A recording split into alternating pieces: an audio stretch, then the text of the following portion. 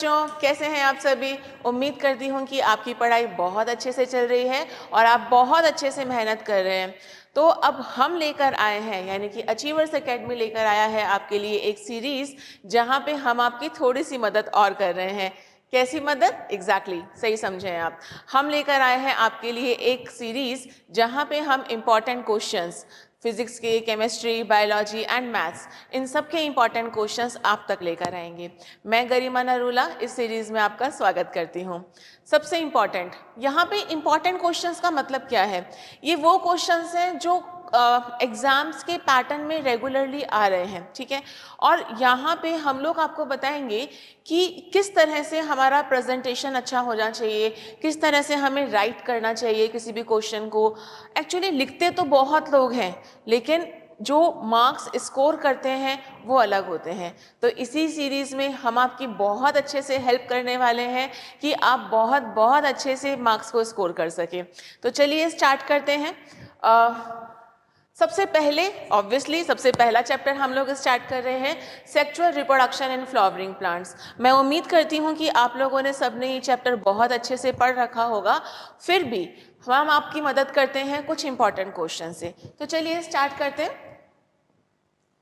Now first of all, what is fertilization? कि fertilization क्या होता है? क्वेश्चन एक बार पढ़ लेते हैं। Fertilization is essential for production of seed. Give one example of an angiosperm that produce seed without fertilization, name the process. तो पहला एक बार प्रोसेस स्टार्ट करते हैं। बेटा पहली बात सबसे ज़रूरी जो ये है, जो आमतौर पे बच्चे करते हैं, वो क्वेश्चन को ढंग से रीड ही नहीं करते। तो सबसे पहला काम जो आपको करना है वो ये करना है कि सबसे पहले आप क्वेश्चन को थोड़ा सा रीड करो कि एग्जैक्टली वो पूछ क्या रहा है ना। हम लोग क्या करते हैं कि हमारे माइंड में एक चीज़ सेट होती है और हम लिखना शुरू कर देते हैं। ऐसा नहीं करना है। First of all read question paper, आराम से, शांति से, कोई जल्दी नहीं है। चलिए स्टार्ट करते हैं। कि पहली बात तो ये कि फर्टिलाइजेशन का मतलब क्या है। आप सभी जानते हैं कि प्लांट के अंदर जो फर्टिलाइजेशन होता है, ठीक है, उस प्रोसेस के अंदर सीड बनता है, ठीक है। और जो ये सीड बनता है, इस सीड के अंदर मेल एंड फीमेल गैमेट आपस में, अगर हम बात करें, जायगोट का फॉर्मेशन करते हैं। और जायगोट से आगे जाके एम्ब्रियो, एंड एम्ब्रियो से क्या बनता है? सीड बनता है। तो अब ये जो क्वेश्चन पूछ रहा है वो ये पूछ रहा है, give one example of an angiosperm that produce seed without fertilization. यानी कि सीड तो प्रोड्यूस होगा लेकिन फर्टिलाइजेशन नहीं होगा। जानते हो वो प्रोसेस कौन सा है? याद आया कुछ? एग्जैक्टली आ गया होगा आपको यार। तो उस प्रोसेस का जो नाम है, दिस इज कॉल्ड, इसका जो आपका आंसर होगा,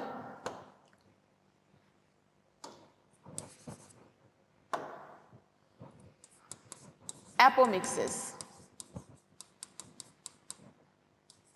ठीक है, ये जो एपोमिक्सिस का प्रोसेस होता है, ठीक है, एपोमिक्सिस का जो ये प्रोसेस है, ये वो प्रोसेस है जहां पे क्या हो रहा है कि सीड्स बन रहे हैं। क्या बन रहे हैं? सीड्स बन रहे हैं। याद रखना कि यहाँ पे सीड्स बन रहे हैं एपोमिक्सिस के प्रोसेस के अंदर। और ये जो सीड के अगर हम एग्जाम्पल भी देना, तो यहाँ पे हम दो तरह के एग्जाम्पल दे सकते हैं। पहले तो आते हैं सिट्रस, सिट्रस फैमिली के। कौन से? यहाँ बेसिकली जितने भी सिट्रस फ्रूट्स होते हैं, इनमें कुछ फ्रूट्स में, इसमें सिट्रस की अगर हम लोग बात करें तो ये वन ऑफ द एग्जाम्पल है जो एपोमिक्सिस से सीड बना रहा है। ये बात ध्यान रखना, एपोमिक्सिस से क्या बना रहा है? सीड बना रहा है। और दूसरी बात जो आती है यहाँ पे, दूसरा एग्जाम्पल हम लोग अगर देंगे, दैट इज डेंड्लियन।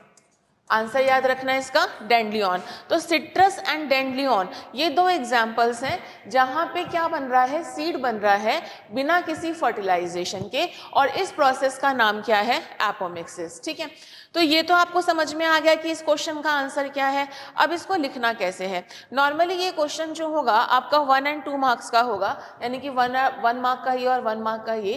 तो यहाँ पे आप सीधा सीधा लिख सकते हैं कि भाई the name of the process, पहले तो आप एग्जाम्पल लिखेंगे, the examples are citrus and dandelion and the name of the process is apomixis. समझ में आ गया पहला क्वेश्चन? ओके, आराम से समझ के चलना। ओके, चलिए दूसरा क्वेश्चन हम लोग देखते हैं।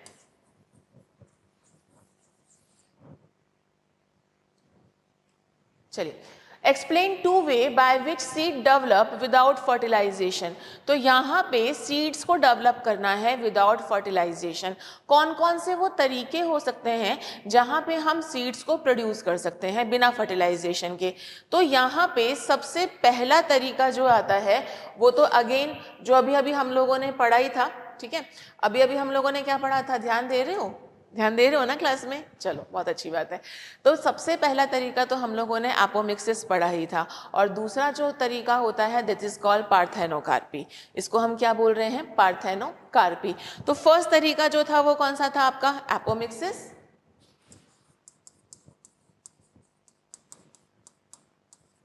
एंड सेकेंड इज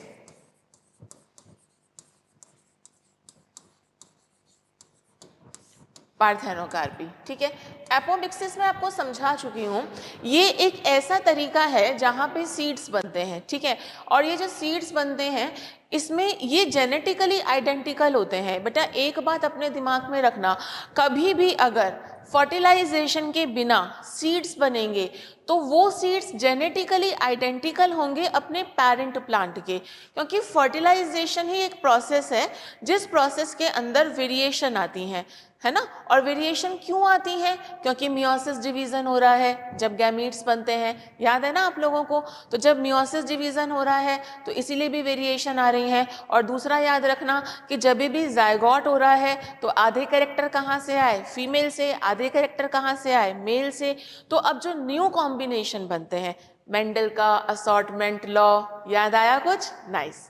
चलिए, तो हाँ मैं ऐसे आप लोगों को याद और दिलाती रहूंगी, है ना, भूलने नहीं दूंगी कि कौन कौन से अपने चैप्टर्स हैं। चलिए, तो first of all apomixis and दूसरा कौन सा है? पार्थेनोकार्पी। अब दिमाग में एक क्वेश्चन और ध्यान रखना कि पार्थेनोकार्पी से हम डायरेक्टली फ्रूट भी बना सकते हैं। क्या बना सकते हैं? फ्रूट्स, ठीक है। फ्रूट्स कैसे बना सकते हैं? सबने पढ़ा हुआ है आप लोगों ने शायद।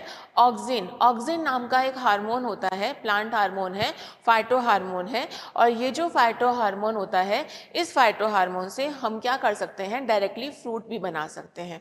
क्लियर? समझ में आ गया? नाइस। अच्छा, तीसरी इंपॉर्टेंट चीज जो आप लोगों को ध्यान रखनी है कि ये जो पार्थेनोकार्पी होती है, पार्थेनोकार्पी हम लोग करवा रहे हैं, एपोमिक्सिस नेचुरल फिनोमिना भी होता है, और ऐसे ही पार्थेनोजेनेसिस। अगर हम पार्थेनोजेनेसिस बोलेंगे तो ये वाला प्रोसेस किसके अंदर होगा? एनिमल्स के अंदर होगा। क्लियर हो गया? फर्स्ट क्वेश्चन समझ में आ गया? नेक्स्ट चलते हैं। Okay, describe the development of embryo sac in angiosperm with the help of diagram. तो पहली इंपॉर्टेंट चीज आती है यहाँ पे, एम्ब्रियोसैक क्या होता है, एम्ब्रियोसैक कैसे डेवलप होता है। तो सबसे पहले एक बात जो आप लोगों के दिमाग में आनी चाहिए कि एम्ब्रियोसैक एग्जैक्टली डेवलप क्यों होता है। एम्ब्रियोसैक डेवलप होता है यहाँ पे, फीमेल गैमेटोफाइट है ये। क्या है ये? Female gametophyte. तो यहाँ पे अगर हम लोग एक चीज देखें, सबसे पहली चीज ध्यान से समझना इस चीज को। पहली चीज तो यहाँ पे ये होता है कि इस तरह की सेल्स होती हैं, ठीक है, ये पर्टिकुलरली सेल्स हैं। ओके, इन सेल्स के अंदर दो तरह की एक सेल्स बनती हैं, स्पेसिफाइड सेल्स बनती हैं। एक तो होती हैं पेराइटल सेल, ठीक है, जिनको हम लोग क्या बोल रहे हैं? पेराइटल सेल, ठीक है। और दूसरी जो होती है, सेकेंड वाली जो है, इसको हम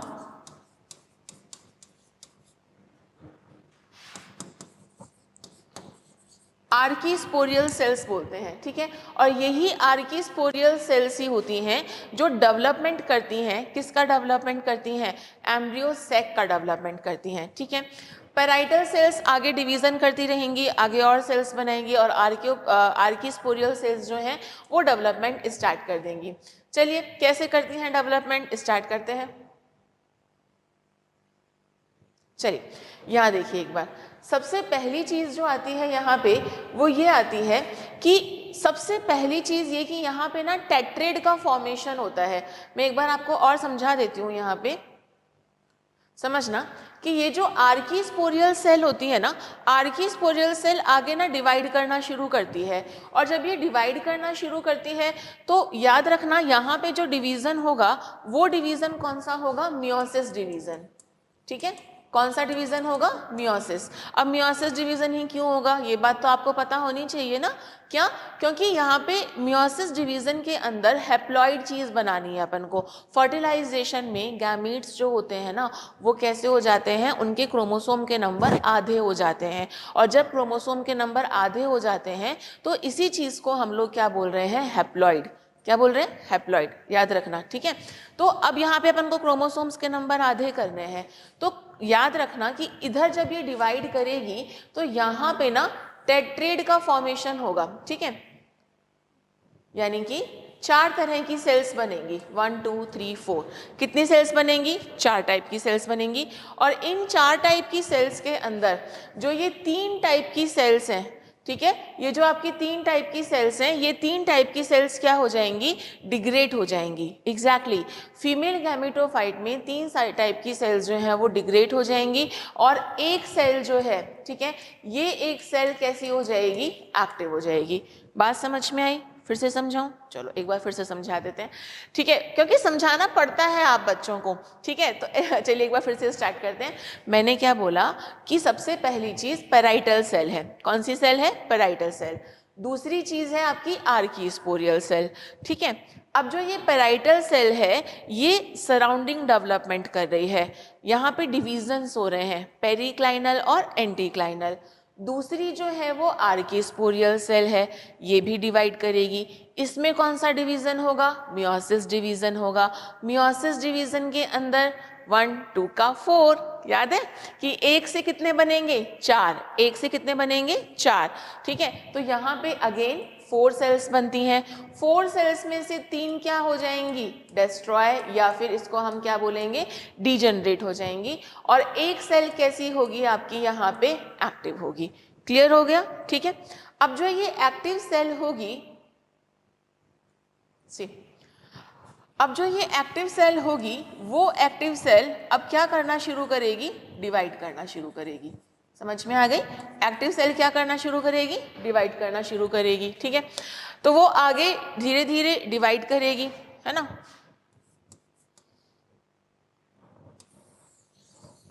सी, यहाँ पे इसने डिवाइड किया, 2 सेल्स बनी, ठीक है। फिर इन 2 सेल्स ने और डिवाइड किया, फाइन। फिर आगे और डिवीजन होगा,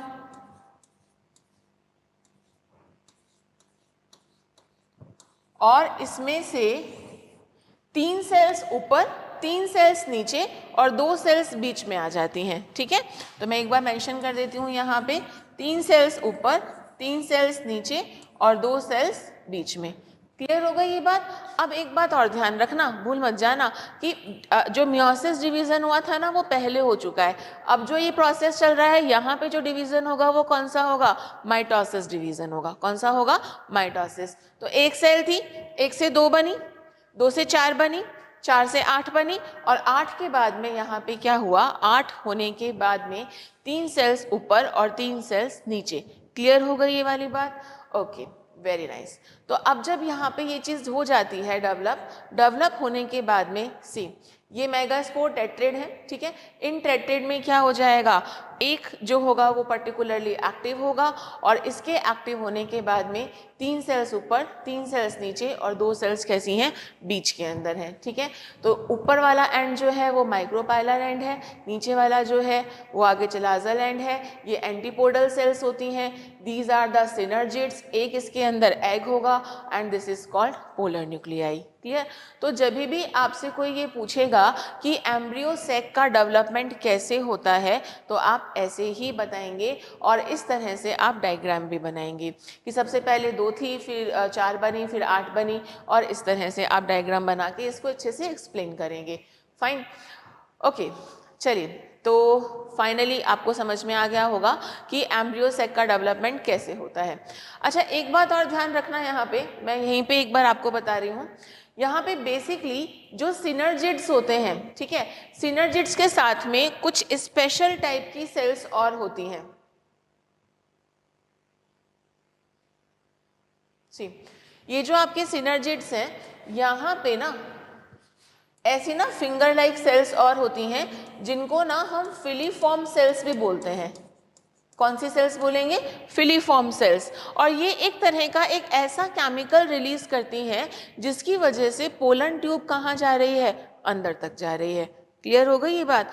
पोलन ट्यूब की मूवमेंट जो होती है वो कौन सी होती है? कीमोट्रोपिज्म। कौन सी होती है? कीमोट्रोपिज्म। तो कीमोट्रोपिज्म में पोलन ट्यूब कहाँ जा रही है? अंदर तक जा रही है। ठीक है। और ये जो केमिकल रिलीज कर रही हैं, जब एम्ब्रियो सेक का डेवलपमेंट हो रहा है तो एम्ब्रियो सेक के डेवलपमेंट होने पे यहाँ पे जो केमिकल रिलीज कर रही हैं ये फिलीफॉर्म सेल कर रही हैं। ये बात थोड़ा सा अपने दिमाग में ना लेके चलना, भूल मत जाना। ठीक है।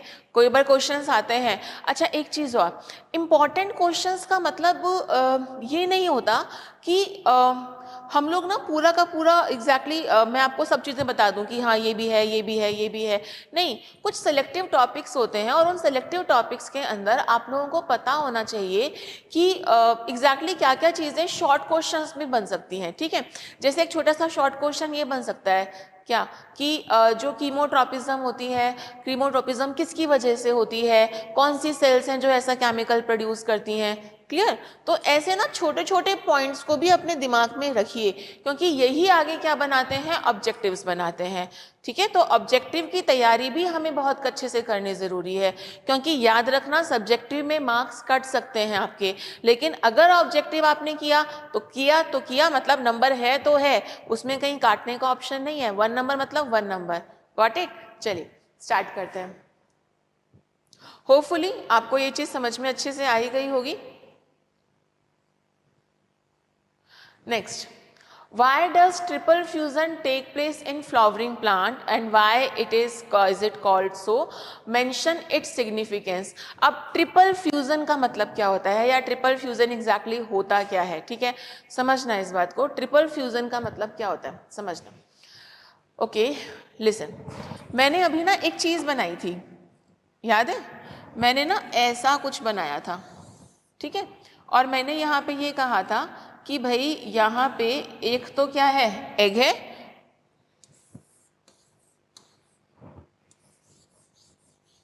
ओके, ये वाली कौन सी सेल्स थी? ऊपर वाली, याद है ना? कॉपी पेन लेके बैठो और साथ साथ पढ़ाई भी करो, है ना? मैडम डांटती भी है थोड़ा थोड़ा।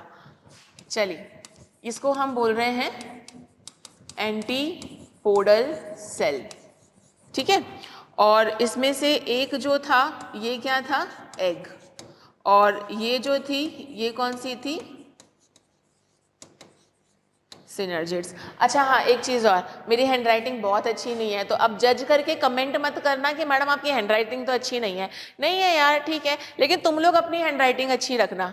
चलो चलिए, यहाँ पे अब दूसरी चीज़ यहाँ पे ये आती है, इधर की तरफ यहाँ पे 2 सेल्स थी जिनका हम लोगों ने क्या नाम दिया था? Polar nuclei. इनका नाम हमने क्या दिया था? Polar nuclei. तो ये एग्जैक्टली स्ट्रक्चर थी ओव्यूल की, याद है? अभी अभी बताया था ना, भूलना मत, है ना?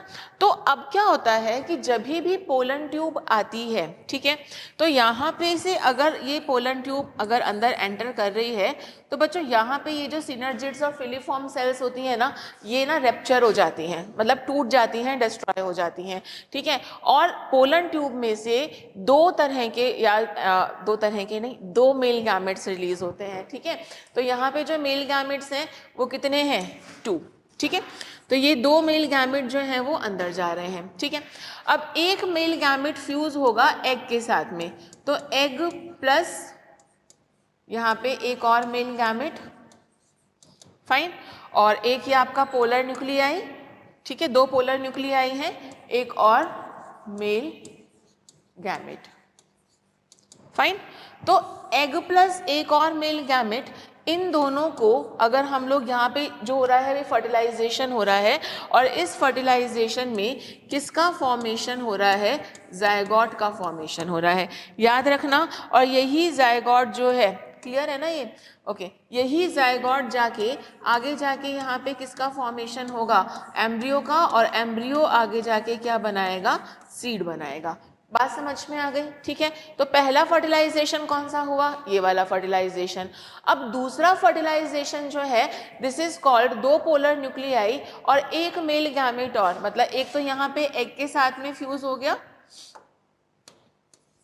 ठीक है, और एक इनके साथ में फ्यूज हो जाता है। ठीक है, पोलर न्यूक्लियाई यहाँ पे 2 हैं। ठीक है, तो यानी कि N N और N, यानी कि जो ये स्ट्रक्चर बनेगी इसको हम बोल रहे हैं कि ये 3N स्ट्रक्चर है। कौन सी N स्ट्रक्चर है? 3N structure. और ये जो 3N स्ट्रक्चर बनती है इसको हम लोग ये बोलेंगे कि ये आगे जाके क्या कर रहा है? एंडोस्पर्म बना रहा है। ओके, क्या बना रहा है ये आगे जाके? एंडोस्पर्म। क्लियर हो गई ये बात? तो ये जो एंडोस्पर्म होता है ना, this is called reserve food material. क्या बोलेंगे एंडोस्पर्म को? Reserve food material. अब जरा गौर फरमाइएगा, कितनी सेल्स आपस में मिली हैं? हाँ, 1 2 एंड 3 सेल्स आपस में मिली है ना, तो इसीलिए सॉरी इसीलिए इसको हम लोग क्या बोलते हैं? Triple fusion. समझ में आ गया ट्रिपल फ्यूजन क्या होता है? ट्रिपल फ्यूजन मतलब पोलर न्यूक्लियाई के साथ में एक मेल गैमेट और जुड़ गया, तो कितनी स्ट्रक्चर बनी? 3 मतलब ट्रिपल। तो यहाँ पे कौन सी सेल्स बनेंगी? यहाँ पे ट्रिपल फ्यूजन हो रहा है। कौन सा फ्यूजन हो रहा है? Triple fusion. Now got it? कि अब आप आंसर दे सकते हो। अच्छा, कहाँ पे हो रहा है? इन फ्लावरिंग प्लांट में। नेचुरल सी बात है, एम्ब्रियो सेक में हो रहा है। ठीक है, अच्छा तीसरी बात, why is it so called? इसको अपन ने क्यों कहा? 3 सेल्स मिल रही हैं। Mention its significance. अब ये एंडोस्पर्म क्या होता है समझना। एंडोस्पर्म एक तरह का रिजर्व फूड मटेरियल है। ठीक है, तुम स्कूल जाते हो, कोचिंग जाते हो, कहीं भी जाते हो, तो तुम्हारी मम्मी तुमको ना एक डब्बा देती है ना खाने के लिए, है ना? तो ऐसे ही ना प्लांट्स भी ना अपने छोटे छोटे से सीड्स को ना डब्बा दे रहे हैं। ठीक है, ऐसे याद रख लेना कि ये जो एंडोस्पर्म है this is called reserve food material. और ये रिजर्व फूड मटेरियल जो होता है ना, ये प्लांट को क्या करता है? आगे मैच्योर होने के लिए जो सीड डेवलपमेंट हो रहा है ना, उस सीड डेवलपमेंट में ये हेल्प कर रहा है। ठीक है, ये उसको फूड प्रोवाइड करा रहा है। अब ऐसा तो नहीं है ना कि सीड अभी बना नहीं है, फोटोसिंथेसिस वो पहले कर लेगा, ऐसा होगा? नहीं होगा। तो तब तक उसको एनर्जी कहाँ से मिलेगी? तब तक उसको एनर्जी मिलेगी एंडोस्पर्म से। क्लियर हो गई ये बात? पक्का? श्योर? आगे चले? अच्छा, कहीं भी अगर तुम्हें दिक्कत हो रही हो ना, तो प्लीज कमेंट कर देना, ताकि हम नेक्स्ट वीडियो के अंदर उन चीजों को थोड़ा और अच्छे से सॉर्ट कर सकें। क्लियर? ओके, चलिए। Differentiate between albuminous and non albuminous seed, give one example of each. Fine, okay. समझना, एक तो होता है आपका एल्बुमिनस। ठीक है, और इसको हम बोल रहे हैं नॉन एल्बुमिनस। ठीक है, तो अब अभी अभी मैंने तुम्हें एक चीज बताई थी जिसको मैंने ये बोला एंडोस्पर्म। याद है ये चीज? अभी अभी बताई थी ना? ठीक है, अगर एंडोस्पर्म जो है वो कंप्लीटली यूज्ड नहीं हुआ है, ठीक है, आई रिपीट कि ये मैच्योर सीड के अंदर परसिस्ट कर रहा है। ठीक है, यानी कि it present in mature seed. क्या? एंडोस्पर्म प्रेजेंट इन, ठीक है, अगर एंडोस्पर्म प्रेजेंट है मैच्योर सीड के अंदर, तो हम ऐसी चीज को या ऐसे पर्टिकुलरली सीड्स को हम एल्बुमिनस सीड्स बोलेंगे। ठीक है, अब इसका ये याद रखना, इसका एग्जांपल आप याद रखिएगा, जैसे आपका मेज हो गया, ठीक है, बार्ले हो गया। ठीक है, तो ये इनके एग्जाम्पल्स याद रखना। अरे मक्का खाया है ना, मक्के को खाते हैं तो तुम क्या खा रहे हो? उसका एंडोस्पर्म खा रहे हो, है ना? तो वो जो है मक्का है, मक्का के अंदर जो एंडोस्पर्म है, ये एंडोस्पर्म कैसा होता है बेटा? ये रिजर्व फूड मटेरियल था। ठीक है, जो प्लांट के पास में बच गया और वो तुम्हारे लिए नहीं बचाया है। ओके, चलिए नेक्स्ट आता है नॉन एल्बुमिनस। तो इसका तो आंसर आ ही गया होगा, नहीं आया अभी भी? भाई अगर एंडोस्पर्म कंप्लीटली यूज्ड हो चुका है, ठीक है, ध्यान रखना, the endosperm completely used,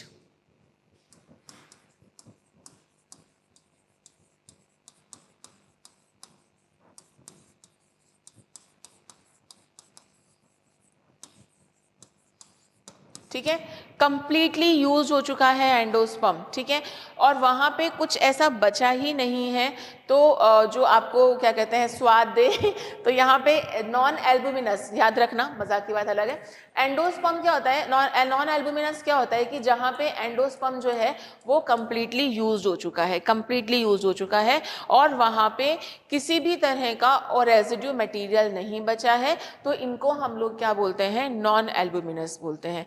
clear हो गई ये वाली बात। तो इसमें एग्जाम्पल याद रख लेना, एक तो पी और एक ग्राउंडनट, ठीक है।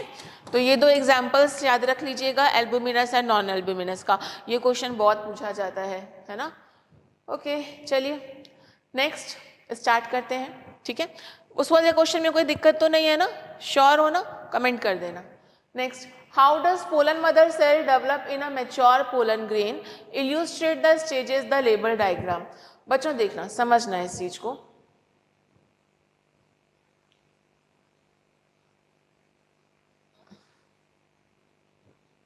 चलिए, how does pollen mother cell develop into a mature pollen grain, ठीक है।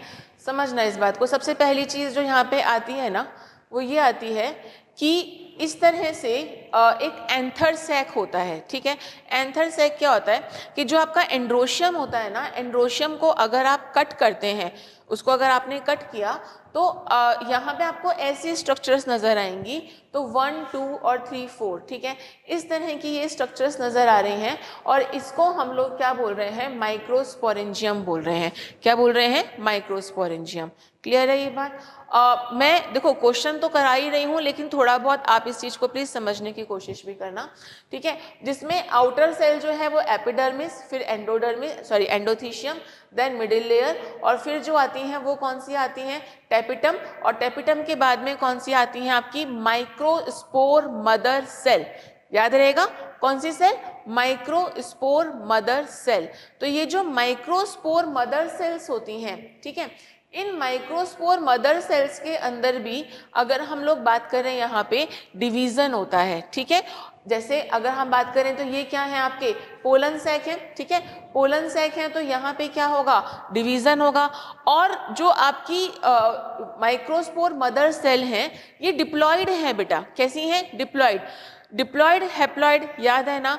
अगर जो क्रोमोसोम्स के नंबर हैं वो अगर पेयर में है, ठीक है, तो हम उस सेल्स को क्या बोल रहे हैं कि वो डिप्लॉइड है। अगर क्रोमोसोम्स के नंबर हाफ हो गए हैं, आधे हो गए हैं, तो इसको हम लोग क्या बोल रहे हैं, हैप्लॉइड बोल रहे हैं। क्लियर। तो यहाँ पे क्या होगा कि इधर भी प्रोसेस होगा जिसको हम मियोसिस डिवीजन बोल रहे हैं, 1, 2 का 4। तो एक सेल से कितनी सेल्स बनेंगी, 4। क्या बनेंगी, 4 मदर सेल्स। क्लियर हो गई ये बात। एक सेल से 4 सेल्स बनती हैं मियोसिस डिवीजन में। तो इधर क्या हुआ कि ये आपकी माइक्रोस्पोरेंजियम था, माइक्रोस्पोरेंजियम के अंदर यहाँ पे माइक्रोस्पोर मदर सेल थी, माइक्रोस्पोर मदर सेल्स के अंदर मियोसिस हुआ। मियोसिस में कितनी सेल्स बनेंगी, 4 सेल्स बनेंगी। अब जब ये 4 सेल्स बनती है ना, तो ये सारी सेल्स आपस में चिपकी हुई होती हैं, जिनको हम लोग क्या बोलते हैं, टेट्रेड। क्या बोलेंगे इनको, टेट्रेड। और ये जो टेट्रेड होता है, ये टेट्रेड आगे क्या हो जाएगा, सेपरेट हो जाएगा, और सेपरेट होने के बाद में किसका फॉर्मेशन करेगा, पोलन ग्रेन्स का फॉर्मेशन करेगा। क्लियर, समझ में आ गई। तो अब इस वाले क्वेश्चन का आंसर दे सकते हो या नहीं, क्या कि how does pollen mother cell develop into mature pollen grain, illustrate the stages, label diagram. जब भी आपको डायग्राम बनाना हो ना, तो सबसे पहले ना देखो बेटा, ये वाला डायग्राम बनाना मत भूलना, ठीक है। तो ये वाला और ये वाला डायग्राम बनाना अच्छे से, डायग्राम पेंसिल से बनाना है, पेन से नहीं बनाना है। डायग्राम को अच्छे से लेबल्ड करना है और डायग्राम की प्लीज अच्छे से प्रैक्टिस करना, क्योंकि बायोलॉजी का टीचर ना डायग्राम देख के बड़ा खुश होता है, भले ही उसे खुद को बनाने आए चाहे नहीं आए, लेकिन हाँ डायग्राम देख के वो खुश बहुत होता है, ठीक है। तो तुम याद रखना, तुम अच्छे से बनाना, तुम अच्छे से प्रैक्टिस करना इसकी, फाइन। तो पहले आपको ये डायग्राम बनाना है। इस डायग्राम बनाने के बाद में आपको ना इस तरह का फ्लो चार्ट बनाना है। उस फ्लो चार्ट में आपको ये बताना है कि पोलर मदर सेल्स क्या होती हैं, डिप्लॉयड होती हैं। डिप्लॉयड होने के बाद में यहाँ पे क्या बनता है, टेट्रेड बनता है। टेट्रेड में कितनी सेल्स होती हैं, 4 सेल्स होती हैं। ये 4 सेल्स क्या होती हैं, आगे जाके सेपरेट हो जाती हैं और सेपरेट होने के बाद में किसका फॉर्मेशन होता है, पोलन ग्रेन्स का। कितना ईजी है, आसान सा है ना। फालतू में ही टेंशन लेते हो। सबसे इंपॉर्टेंट चीज़ पता है क्या होता है, अपने आप से ईमानदारी रखना। मेरी क्लास में जितने भी बच्चे होते हैं ना, मैं उनसे एक ही चीज़ कहती हूँ, अगर तुम ईमानदार होके खुद से पढ़ोगे ना, हम लोग पता है क्या करते हैं, हम लोग ना ऐसे कहते हैं, हाँ हो गया, ये याद है, ये आता है, ये हो जाएगा, ये देख लेंगे। करते हो ना ऐसे, ऐसे नहीं करना है। अपने से ईमानदार रहना है और थोड़ा सा अपने टीचर्स पे ट्रस्ट करना है। और अचीवर्स एकेडमी तो आपके साथ में है ही हमेशा, तो हम पे ट्रस्ट कीजिए, ठीक है। चलिए कर लेना चलिए, तो ये बात समझ में आ गई, क्वेश्चन समझ में आ गया, फाइन, ओके। अब वही क्वेश्चन जो था, मैंने इसको अलग से यहाँ पे मेंशन किया, क्यों, क्योंकि ये क्वेश्चन इस तरह से भी पूछा जाता है और ये क्वेश्चन भी ऐसा इतना ही इंपॉर्टेंट है। क्वेश्चन क्या बोलेगा वो समझना। 6th question, draw a diagram of a enlarge view of TS on microsporangium of an angiosperm and label the following parts. ठीक है, आपको ना पता है नॉर्मल डायग्राम दे के भी बोल सकता है कि इसके फॉलोइंग पार्ट्स को आप लेबल्ड कीजिए, या फिर आपको स्पेसिफिकली मेंशन भी किया जा सकता है कि आप स्पेसिफिकली पार्ट्स को मेंशन कीजिए। समझ में आ गई, तो ये बात ध्यान रखना। तो यहाँ पे भी आप डायग्राम कौन सा बनाओगे, यही वाला ही बनाओगे कि इसके अंदर ऊपर वाला पार्ट, मतलब पहले ऐसे बना लेना, ठीक है, इस तरह से बना लेना, और लास्ट में क्या बताओगे कि एपिडर्मिस क्या है, अंदर की तरफ जो सेल्स हैं उनको हम एंडोथीशियम बोल रहे हैं, नीचे जो होती हैं वो मिडिल लेयर्स होती हैं, और लास्ट में जो होती हैं वो कौन सी होती हैं, टेपिटम, और टेपिटम के जस्ट नीचे जो होगी वो कौन सी होगी, आपकी माइक्रोस्पोर मदर सेल होगी। कौन सी सेल होगी, आपकी माइक्रोस्पोर मदर सेल। ठीक है, अब समझ में आ गया, यही था ना क्वेश्चन के अंदर, तो ऑलवेज कीप इन माइंड, ठीक है। और अपना दिमाग ना रिलैक्स रखना, फाइन, रीले मत देखना। चलिए ओके, नेक्स्ट क्वेश्चन इसी पे ही जाते हैं हम लोग। Mention the characteristic feature of function of tapetum. अब बच्चों ये वाली बात जो है ना, हमेशा याद रखना कि टेपिटम जो है वो कैसी है, इनर मोस्ट लेयर है, सबसे इनर मोस्ट लेयर है। तो जो मैं बोल रही हूँ उसको थोड़ा सा ध्यान से सुनना। पहली बात, इनर मोस्ट लेयर है। दूसरी बात कि ये नरिश कर रही है, ठीक है, किसको नरिश कर रही है, डेवलपिंग पोलन ग्रेन्स को डेवलप कर रही है, ठीक है। जो भी डेवलपिंग, जो माइक्रोस्पोर मदर सेल है वो आगे डिवाइड कर रही है, डिवाइड करने के लिए उनको न्यूट्रिशन चाहिए, उनको खाना चाहिए, तो ये खुद टूट टूट के उनको क्या दे रही हैं, न्यूट्रिशन दे रही हैं। अब जब ये उनको न्यूट्रिशन दे रही हैं, उनको खाना प्रोवाइड करा रही हैं, खाना प्रोवाइड कराने के साथ साथ एक बात और ध्यान रखना, cells of tapetum contain dense cytoplasm have more than 1 nucleus. ये मल्टी न्यूक्लिएटेड होती हैं और उनको प्रॉपर अमाउंट में न्यूट्रिशन प्रोवाइड करा रही हैं। एंड सबसे इंपॉर्टेंट चीज़, ये पोलन ग्रेन के सराउंडिंग में इनका ये टूट के लग जाती हैं, जिनको आगे हम यूबिश बॉडीज भी बोलते हैं। क्या बोलते हैं, यूबिश बॉडी। तीसरी बात और ध्यान रखना, इन्हीं की वजह से एक स्पेसिफिक प्रोटीन जो आउटर लेयर पे प्रेजेंट होता है, जो एक पर्टिकुलरली स्पीशीज के अंदर ही होगा, है ना। स्पीशीज इंट्रैक्शन जब होता है तो यहाँ पे ये आइडेंटिफिकेशन के काम में आता है ये प्रोटीन। क्लियर, याद हो गई। तो इनको ना एंजाइम प्रोवाइड कराना है, इनको नरिशमेंट प्रोवाइड कराना है, इनको प्रोटेक्शन प्रोवाइड करानी है। ये यूबिश बॉडी भी बनाती हैं। कौन सी बॉडीज बना रही हैं, यूबिश बॉडीज बना रही हैं। तो ये बात भी समझ में आई गई होगी आप लोगों को, कौन सा कि टेपिटम का फंक्शन क्या है। चलिए तीसरी बात यहां पे आती है, explain the following reason pollen grain are well preserved as a fossil, pollen tablets are used by the people these days. Fine, तो पहले एक बार पोलन ग्रेन की ना स्ट्रक्चर देख लेते हैं। सी पोलन ग्रेन, ठीक है, ये पोलन ग्रेन के अंदर यहाँ पे अगर हम देखें, ऊपर वाली सेल जो है वो 2 सेल स्ट्रक्चर होती है, कुछ कुछ में 3 भी होती है, लेकिन नॉर्मली एंजियोस्पर्म्स के अंदर 2 सेल स्ट्रक्चर होती है, जिसमें एक सेल जो होती है वो होती है वेजिटेटिव सेल, और दूसरी होती है वो कौन सी होती है, जनरेटिव सेल। एक का काम क्या होता है, पोलन ट्यूब बनाना, और दूसरे का काम क्या होता है, मेल गैमेट्स बनाना, ठीक है। तो अब क्या होता है बेटा कि आउटर मोस्ट वाला पार्ट जो है, ये वाला जो आउटर मोस्ट वाला पार्ट है, इसको हम एक्साइन बोलते हैं। क्या बोलते हैं? एक्साइन। और जो अंदर वाला पार्ट होता है इसको हम क्या बोलते हैं? इंटाइन। आउटर मोस्ट वाला पार्ट एक्साइन और अंदर वाला पार्ट इंटाइन। अब मेरी बात ध्यान से सुनना, यहाँ पे स्पोरोपोलिनिन होता है। क्या होता है? स्पोरोपोलिनिन। और that is a kind of यहाँ पे एक पोलन किट और होती है, ठीक है। तो यहाँ पे क्या होता है कि जो ये आपका पोलन ग्रेन होता है ना, सबसे सबसे सबसे हार्ड मटेरियल है ये। जो इसका ये एक्साइन है ना, ये इतना टफ मटेरियल है कि किसी भी तरह के प्रोसेस में ये खराब नहीं हो सकता, ठीक है। चाहे वो लीचिंग कह लो या अगर उसके ऊपर मतलब कुछ भी आप कर लो, वो खराब नहीं होगा। तो इसीलिए फॉसिल्स के अंदर भी, यानी कि जब जुरासिक एरा तक के जो फॉसिल्स हैं वहाँ पे भी इनके पोलन ग्रेन्स जो थे, उस टाइम पे जिम्नोस्पर्म डोमिनेंट थे, तो उसके भी पोलन ग्रेन्स जो हैं वो यहाँ पे अभी भी प्रेजेंट हैं। समझ में आ गई ना ये वाली बात? तो पोलन ग्रेन्स का आप थोड़ा सा इस चीज़ का ध्यान रखना। अच्छा, दूसरा क्वेश्चन ये था कि इनकी ना टैबलेट्स आजकल बहुत अच्छे से यूज़ में ली जाती हैं। क्यों ली जाती हैं?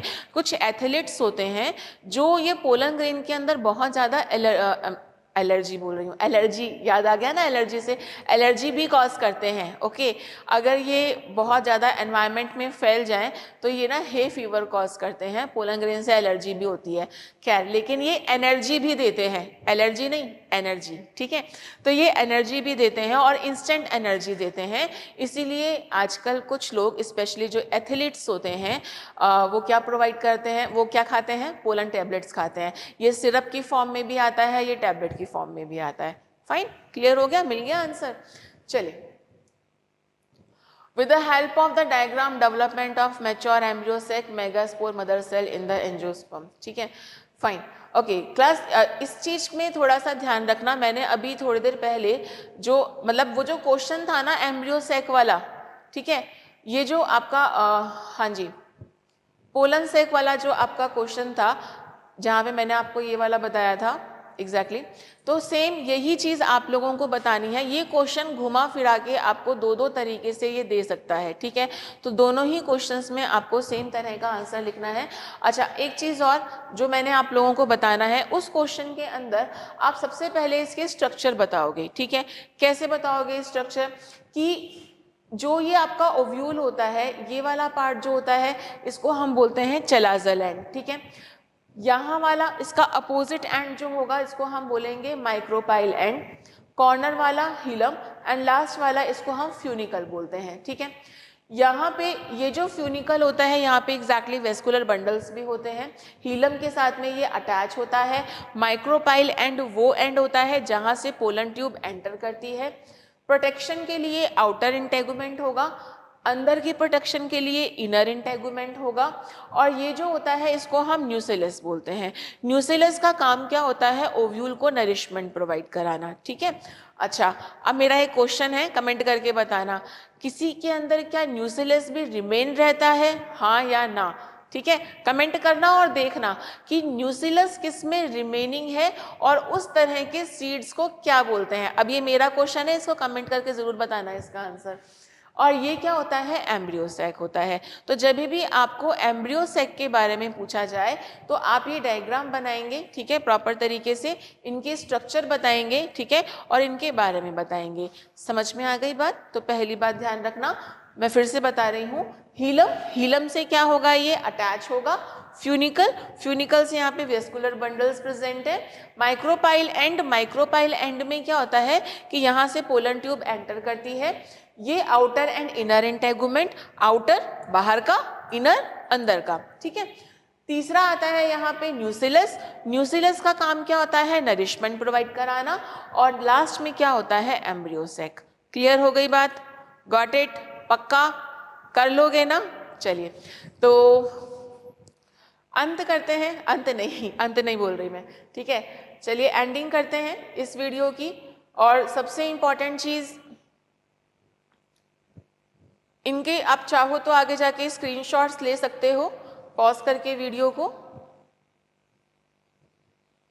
ओके, सबसे इम्पॉर्टेंट बात हमारी तरफ से आपको एग्ज़ाम के लिए, अपने बोर्ड के एग्ज़ाम्स के लिए बहुत बहुत शुभकामनाएं। होप आप लोगों ने वीडियो अच्छे से देखा होगा और इसको अच्छे से देखिए।